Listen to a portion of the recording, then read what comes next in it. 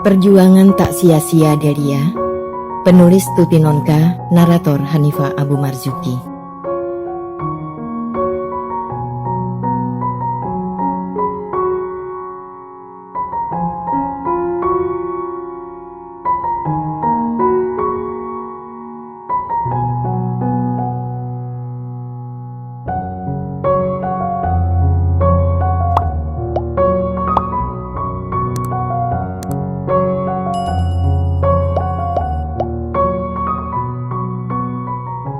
Dalam perjalanan menuju rumah Yuda, tak habis-habisnya Delia bercerita pada ibunya semua kelucuan Astrid, kepandaiannya, sekaligus kenakalannya.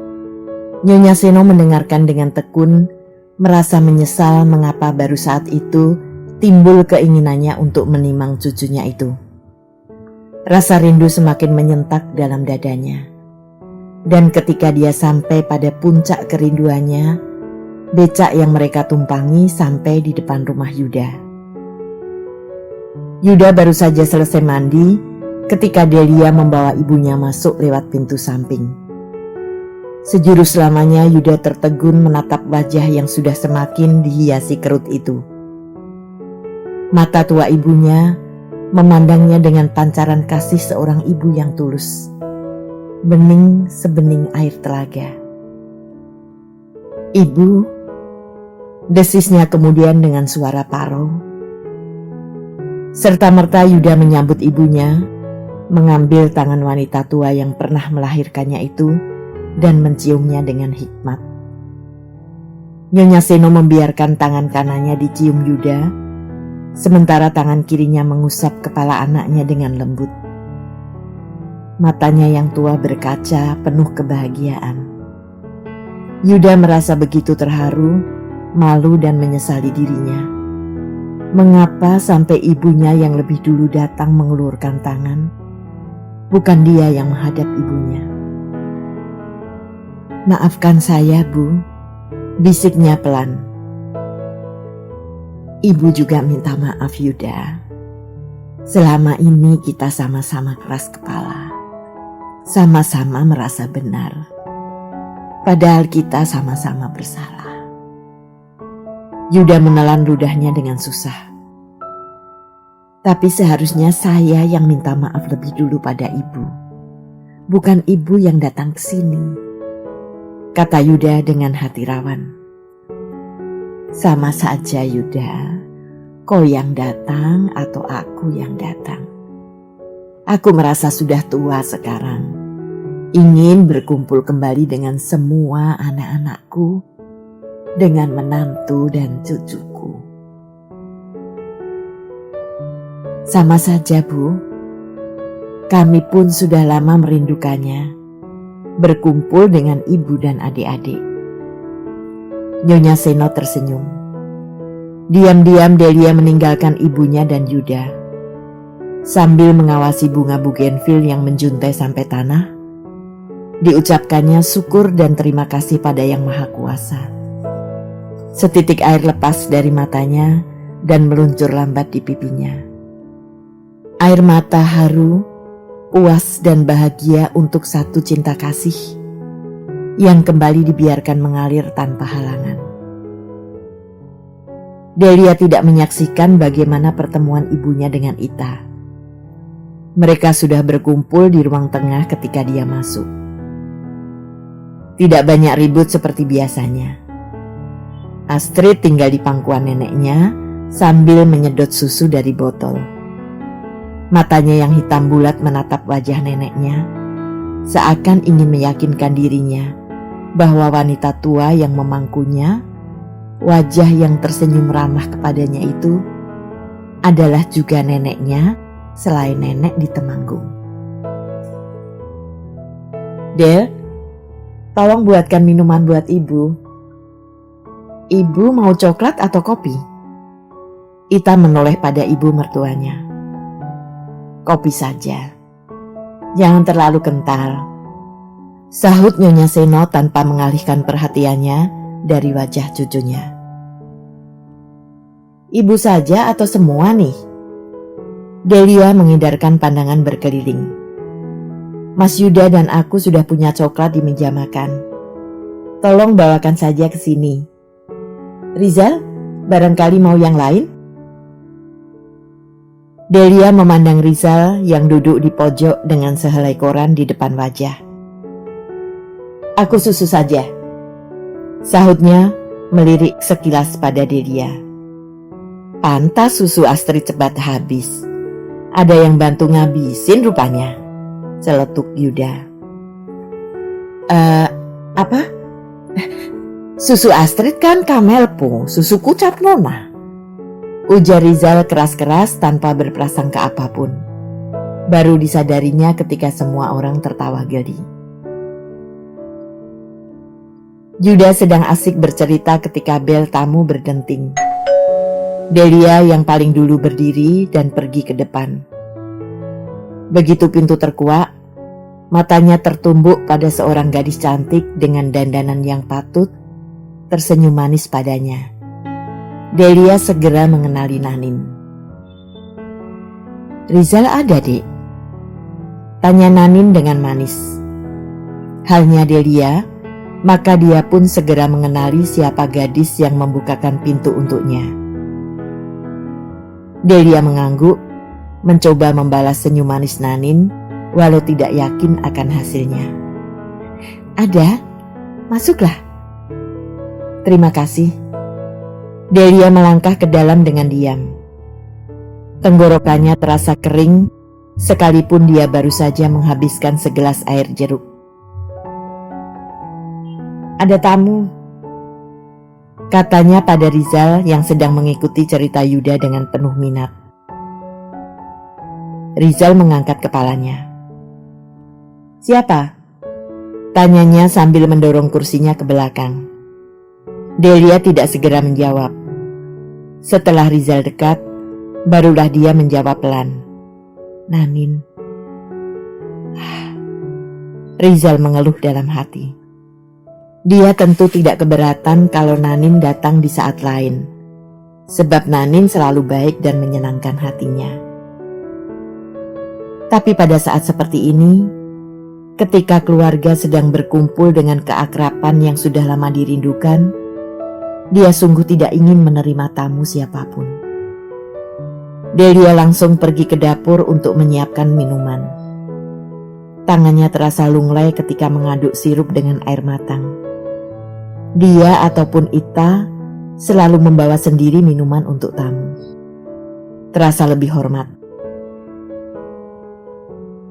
Tapi kali ini Delia merasa nampan dan gelas-gelas itu sangat berat. Atau barangkali memang tangannya yang lemas. Delia tidak jadi mengangkatnya, khawatir minuman itu tumpah. Yem? Delia memanggil Yem yang sedang mencuci piring di sumur. Tapi begitu bibirnya terkatup kembali, Delia telah berubah pikiran.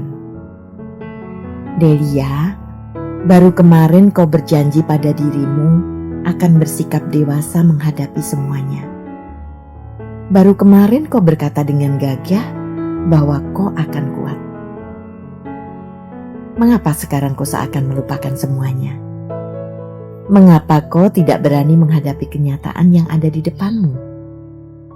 Mengapa kau jadi begitu lemah dan cengeng? Memanggil saya, Mbak Lia? Tanya Yem dari pintu dapur. Ndak jadi, sahut Delia pendek. Diangkatnya nampan berisi gelas-gelas itu dengan gagah. Rizal tersenyum sedikit ketika muncul di kamar tamu.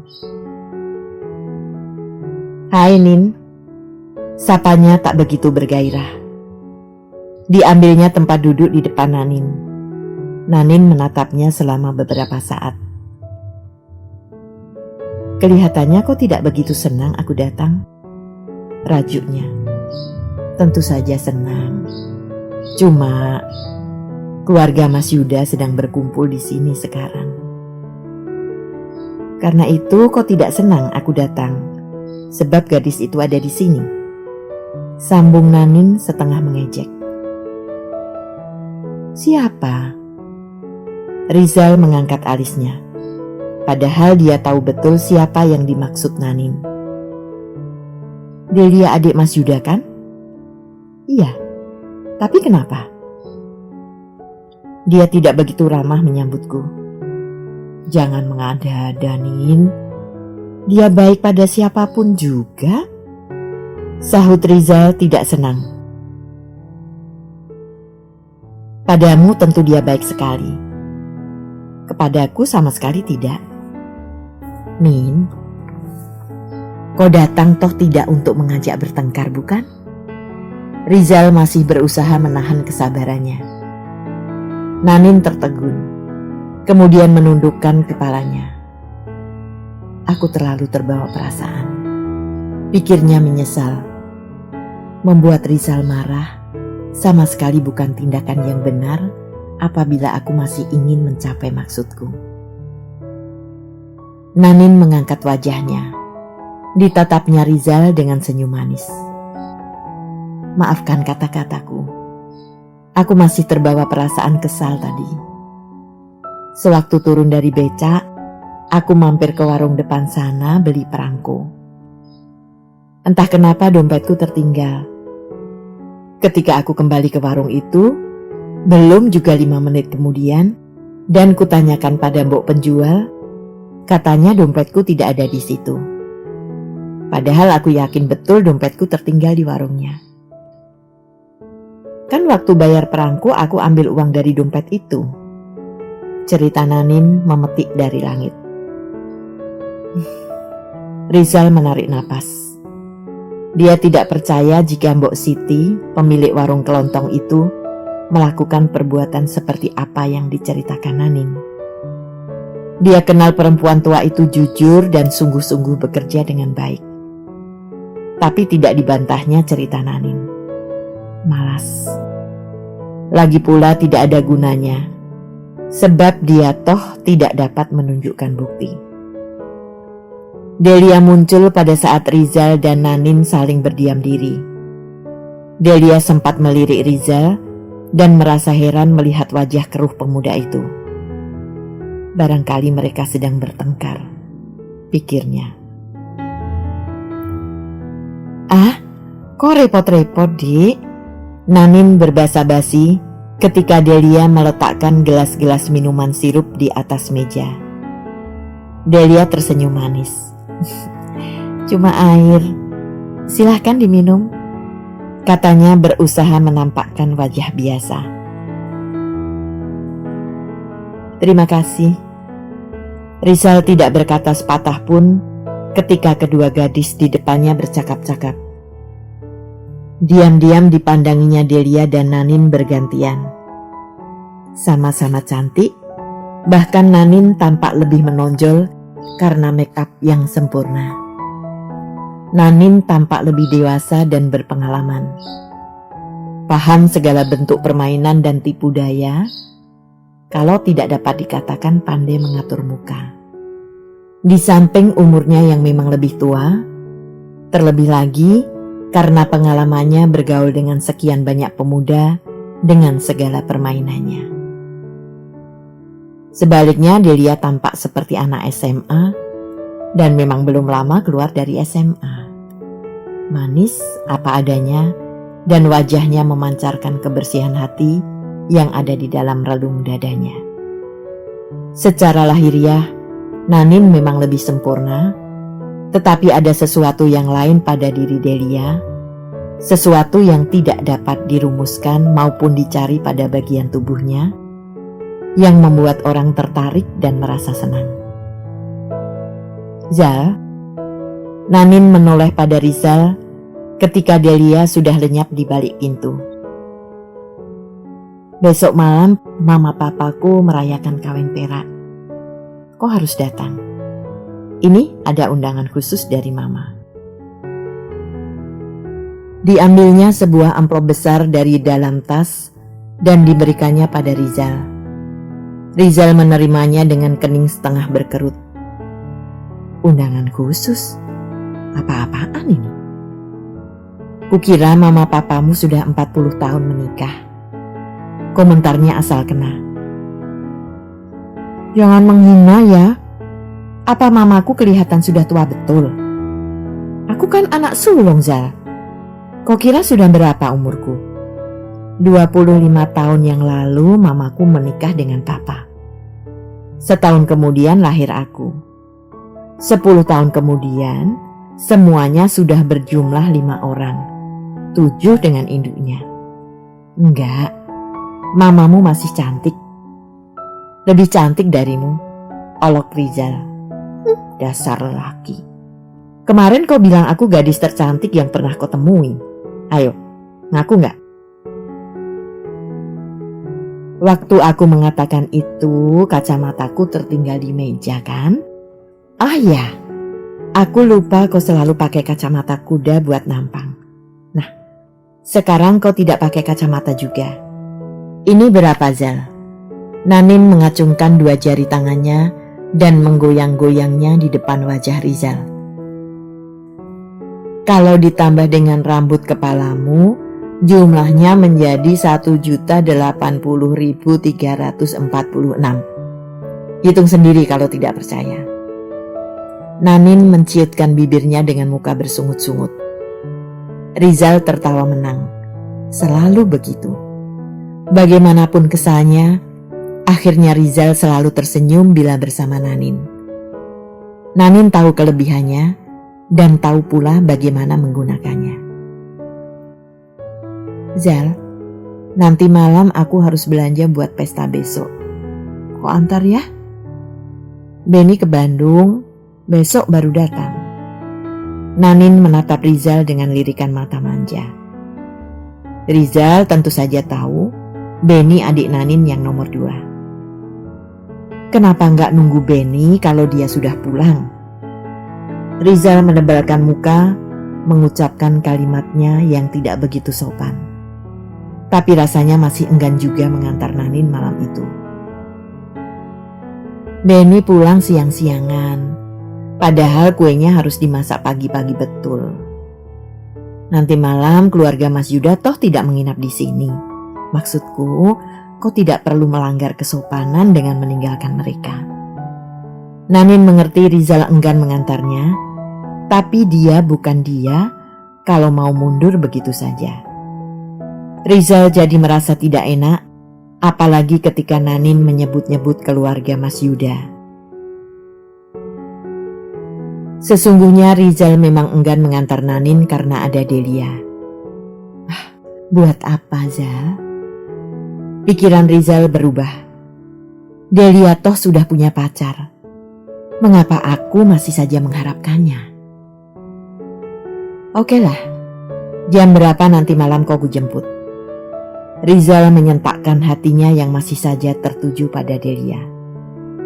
Terserah kau. Jam berapa waktumu luang? Tapi, ya, kau harus mengantarku pulang sore ini. Sudah kubilang tadi, dompetku hilang. Baik, sekarang? Sekarang saja mumpung Delia masih di sini. Pikir Nanin puas. Alangkah enaknya melihat Delia mengintip mereka pergi dari balik pintu dengan wajah sedih dan kecewa. Tapi apa betul anak kecil itu mencintai Rizal? Pikir Nanin lebih lanjut. Peduli amat. Yang penting dia berhasil membawa Rizal keluar malam nanti. Di kamar tengah, Yuda belum selesai dengan ceritanya. Ita dan Nyonya Seno mendengarkan dengan tekun.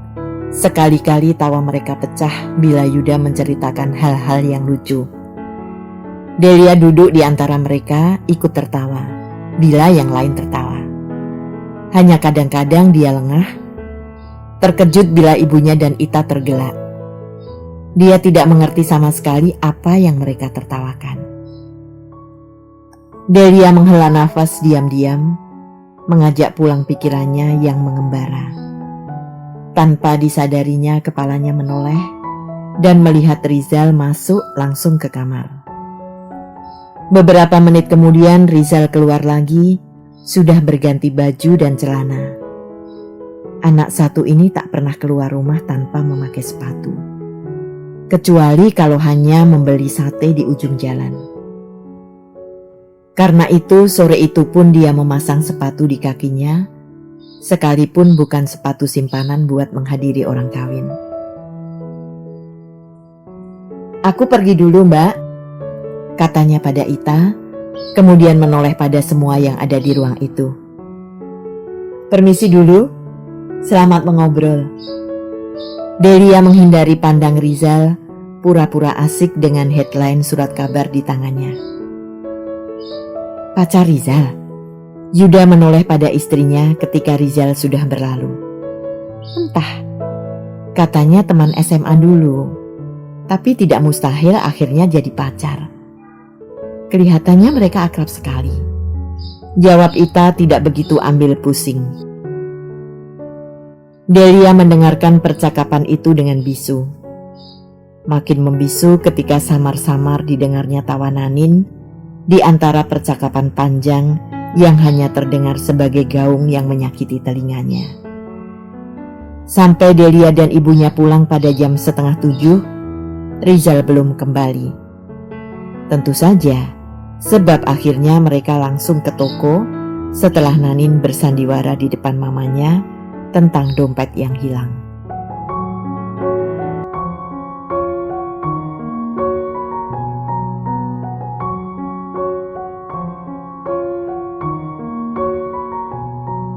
Terima kasih telah menikmati cerita ini. Tuliskan saran atau komentar di bawah untuk memperbaiki channel ini. Jangan lupa tekan tombol subscribe, like, and share.